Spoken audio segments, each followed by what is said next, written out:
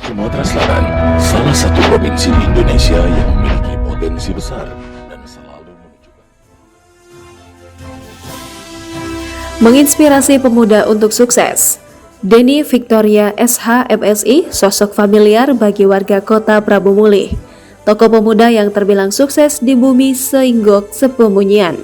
Suami dari Leni Kartika, SH MSI ini memulai usaha dari nol, menggeluti usaha konstruksi sejak umur 24 tahun, dan kini sukses sebagai komisaris PT Cindo Abadi Perkasa Group.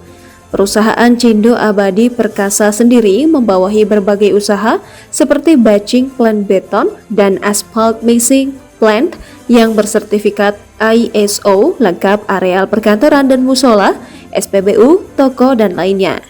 Saat ini alumni S1 Fakultas Hukum Universitas Sriwijaya dan S2 Taman Siswa Palembang ini memiliki lebih dari 200 tenaga kerja. Ayah dari Lovika Azlia Putri dan Zahra Talita Putri ini juga aktif di berbagai organisasi sejak muda. Pernah menjabat Ketua HIPMI Prabu Mulih, Ketua JIP Prabu Mulih Community, dan Pembina DPD KNPI Prabu Mulih, serta Karang Taruna Prabu Mulih. Kepiawaiannya berorganisasi membuat pria yang terkenal rajin, ulet, dan disiplin ini dipercaya menjadi Ketua DPD Partai Demokrat Kota Prabu Mulih.